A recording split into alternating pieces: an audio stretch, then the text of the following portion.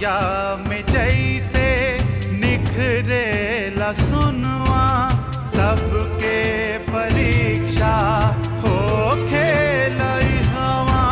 नियम बा विधाता के अजबे बखेल, केहू होला पास इहाँ केहू होला फेल। रीत बाटे जग के सब पे समान, हर केहू तेरा भैया इहाँ इम्तिहान। इम्तिहान इम्तिहान इम्तिहान।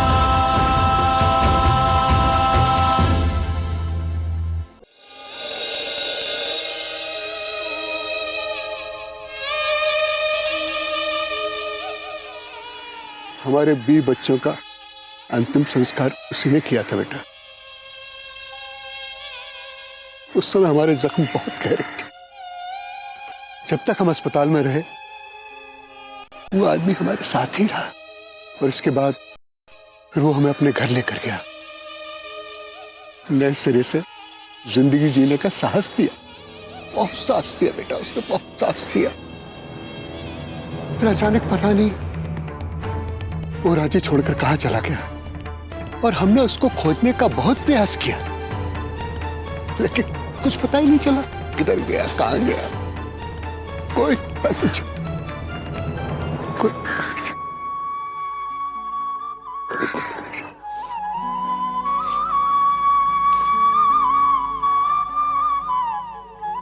इस कहानी से तो ये पता चलता है कि आप हमारे सगे नाना नहीं है,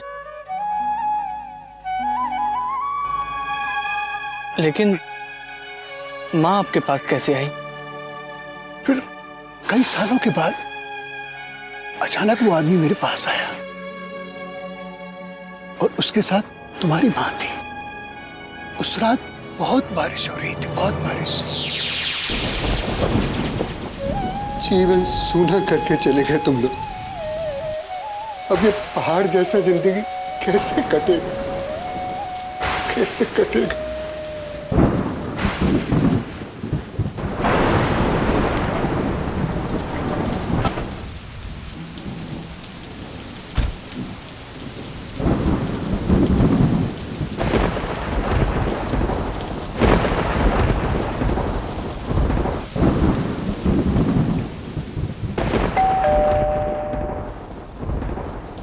इतनी रात गए, कौन आया?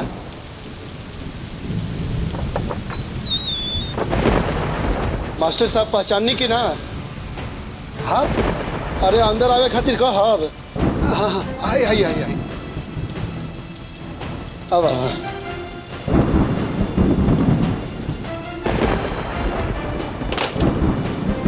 आई आई आई, बैठिए, आई आई।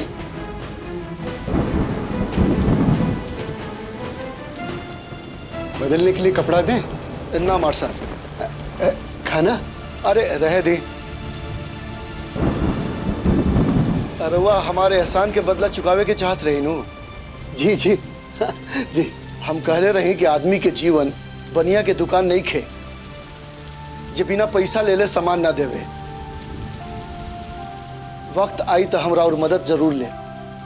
आज वो वक्त आ गई बा, तो वह चाहिए तो हमारे एहसान के बदला चुका सके। आदेश कीजिए। ये लड़की के हम रउआ के सौंपत हनी।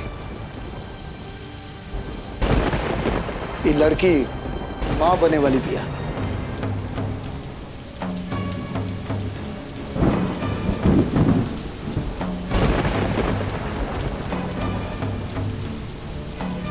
ये अपन बच्चा के जन्म देवे के चाहती है। रउआ साफ साफ बताई, मंजूर बाकी ना?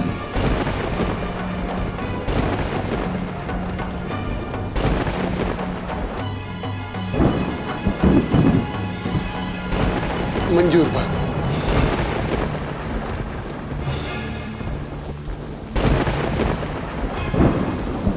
बाकी हमारे एगो शर्त बा। शर्त? हाँ, ये हमारा एहसान के कसौटी बा मास्टर साहब। कि रउआ जिंदगी में एकरा से एक अतीत के बारे में ना पूछो।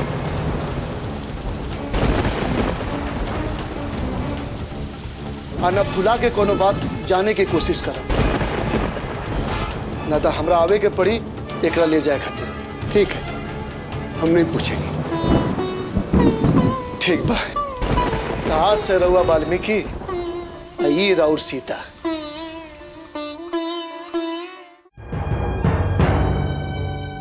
और वो आदमी हमारी माँ को छोड़कर उस आंधी पानी की रात में ही कहीं चला गया, और तब से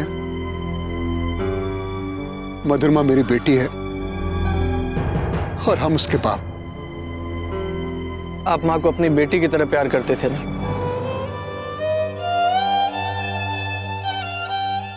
और इसके अलावा कौन था हमारी जिंदगी में? वो आई तो हमें भी जिंदा रहने का सहारा मिल गया। कैसे बाप हैं आप? आपने कभी ये जानने की कोशिश नहीं की कि मेरी माँ की जिंदगी किसने बर्बाद की? उनके पेट में पल रहा बच्चा किसका? गुनहगार सिर्फ वो आदमी नहीं, गुनहगार आप भी गुनहगार। वो आदमी के वचन से बंधा होने के कारण हम मधु से महीनों तक उसके कल के बारे में जानने का कोशिश नहीं की। मधु का अकेलापन, उसकी उदासी हमसे देखा नहीं जाता था राव, और उसके साथ साथ हमें भी परेशान करता था। लेकिन हम उससे एक बार पूछे भी थे। तो फिर क्या बताया उन्होंने?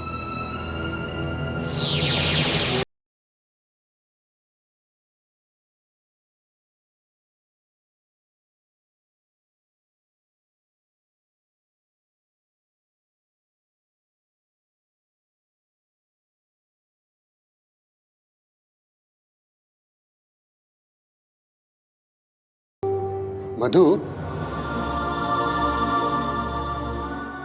जी बापूजी। अंधेरे में काहे बैठी हो बेटा? बस ऐसे ही अच्छा लगता है। बाहर का अंधेरा उसी आदमी को अच्छा लगता है बेटा जिसके मन के भीतर अंधेरा हो।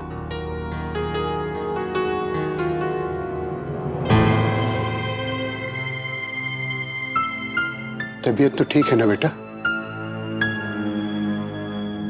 ठीक है बापूजी। बेटा, हम बहुत दिनों से तुमसे कुछ पूछना चाहते हैं, मगर हिम्मत नहीं होता और ऐसे ही रह जाते।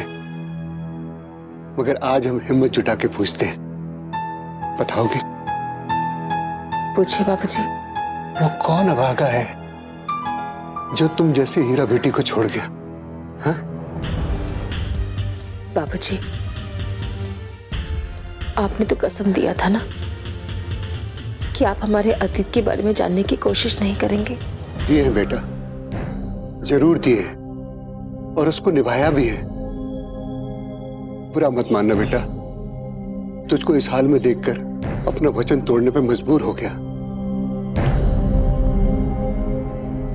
क्या करें बेटा, तेरी उदासी, तेरा अकेलापन और तेरा एक घुट घुट के जीना उसे नहीं देखा जाता। अब हमारी किस्मत में यही लिखा है तो कोई क्या कर सकता है बाबूजी? बेटा, अभी तो तेरा पूरा जीवन बाकी है, और तुझे पाकर हम अपना गम, अपने बीवी बच्चों को भूल गए। और हमारी जिंदगी का एक ही मकसद है, और वो है तू। अगर बेटा तू सुखी नहीं रहेगी तो हम कैसे सुखी रहेंगे? बेटा, बस एक बार उस आदमी का नाम बता दे, हम तेरे हक के लिए अपनी जान लगा देंगे। ऐसा ही तो हम नहीं चाहते। काहे? बाबूजी, हम इतने अभागन हैं कि हमारे पास इस सवाल का भी जवाब नहीं है। आप देखिए ना, हमारे साथ साथ हमने आपको भी परेशान कर दिया। बेटा, ऐसे काहे बोल रही हो? अरे माना कि हम तुम्हारे बाप नहीं हैं, मगर हम फिर दोहराते हैं कि इस दुनिया में हमारा तुम्हारे सिवा कोई नहीं है बेटा, कोई नहीं। जैसी भी है बेटा, तू ही है। तेरी खुशी के लिए जीना है और तेरी खुशी के लिए ही मरना है। बेटी का हक दिलाने में बाप को कैसी परेशानी बेटा? और अगर कोई परेशानी हुई भी तो हम हंसते हंसते चल जाएंगे। बेटा तू आई तो लगा कि हमारी तनुजा बड़ी होकर लौट आई। बेटा हमने हमेशा तुम में अपनी तनुजा को देखा है। हम तुझे उदास नहीं देख सकते बुचिया, उदास नहीं देख सकते। बाबूजी,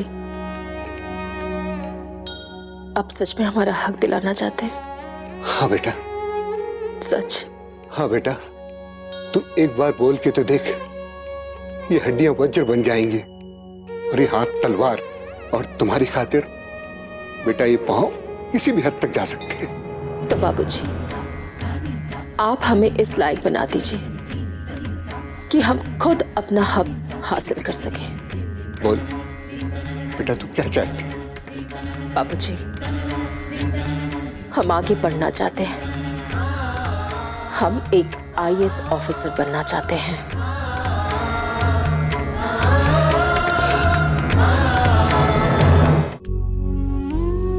बेटा बेटा,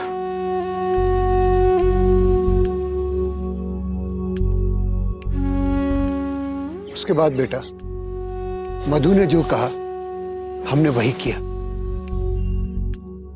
उसने कहा किताब ले आओ, मैं किताब ले आया। उसने कहा कोचिंग में दाखला दिलवा दो, मैंने कोचिंग में दाखला दिलवा दिया। उसके बाद उसकी उदासी तो कम हो गई और हमारे जीवन का एक ही मकसद रह गया, उसे आईएएस बनाना। और उसने भी अपनी तरफ से कोई कसर नहीं छोड़ा। न दिन को दिन समझा, न रात को रात। उसकी मेहनत रंग लाई, खूब पढ़ाई की, परीक्षा दी, पास हो गई। भगवान ने हमारी सुन ली बेटा। नाना जी, माँ ने आपसे कहा कि आप उनको उस लायक बना दीजिए ताकि वो अपना हक खुद हासिल कर सकें। आखिर किस हक की बात कर रही थी वो? ये बात तो वो बताई ना ही बेटा, और ना ही हम पूछे। तो क्या आपको कुछ समझ में भी नहीं आया? सच कहते हैं, ये बात हमारी पकड़ में नहीं आया।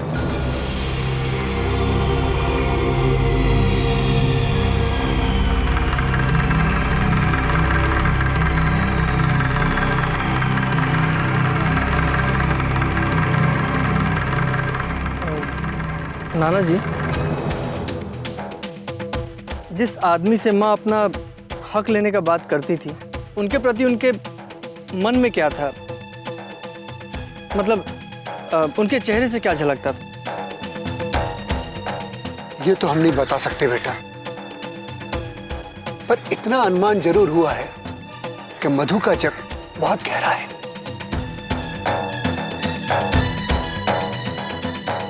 और फिर कभी आपने उनसे दोबारा पूछने की कोशिश नहीं की? नहीं बेटा, नहीं।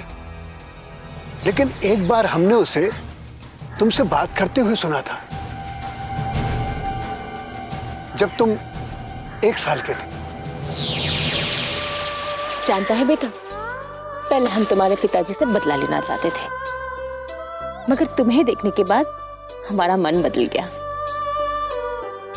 अब हम तुम्हें उस बुरे इंसान के साये से भी दूर रखना चाहते हैं। तुम्हें हर बुरी नजर से बचाना चाहते हैं।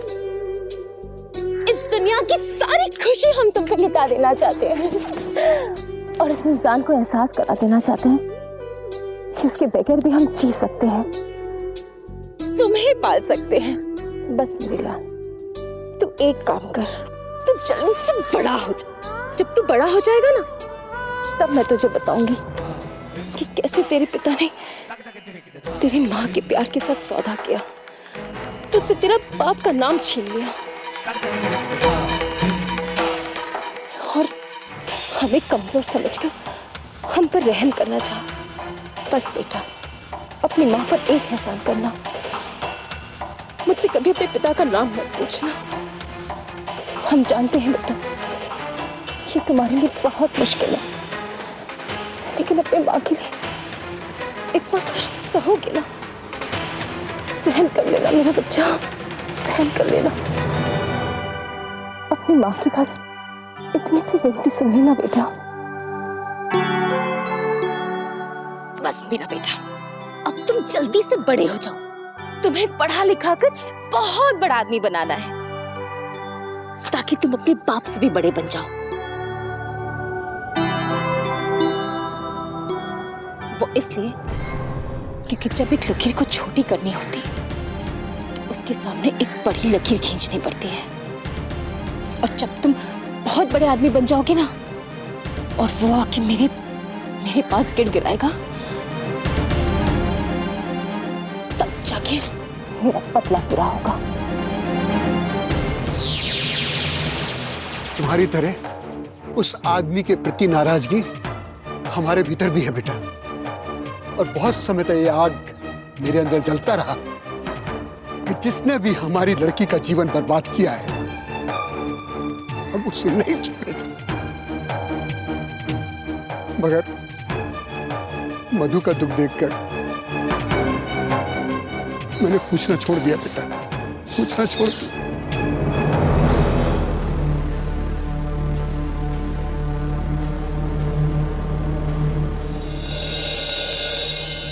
अरे मालिक, मालिक, मालिक, मालिक, क्या हुआ? वो अरे बोलता काहे नहीं है? वो मालकिन पूजा घर में बेहोश पड़ी है। कहाँ? बड़ी चल चल। माँ, माँ को क्या हो गया? माँ, माँ, माँ, कभी कुछ नहीं पूछेंगे ना आपसे। पर बेटा, कुछ दिन और इंतजार करो, हम तुम्हें सब बता देंगे। कुछ दिन और। ठीक है।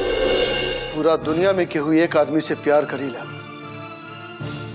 केहू एक आदमी खातिर अपन जान के बाजी लगा सकेला, तो तू बारू मधु। वो हमार खून का एगो हिस्सा बन चुकल बा। भले ही वो हमार गलती के परिणाम होके, बाकी हम ओकरा की गलती ना मानीला। संजय भैया, दादा के हाल देखला पर रुआई छूटा टाटे। दादा केहू से मिले के नहीं चाहत, का जाने कौन कुफुत हुआ के मन में समा गइल बाटे। ना हो बात का होई? झूठ मत बोली दादा, इतना दिन से हम रुआ संगे रहता नहीं। इतना बड़ बड़ संकट आयल तबो रुआ के इतना परेशान नहीं की देख।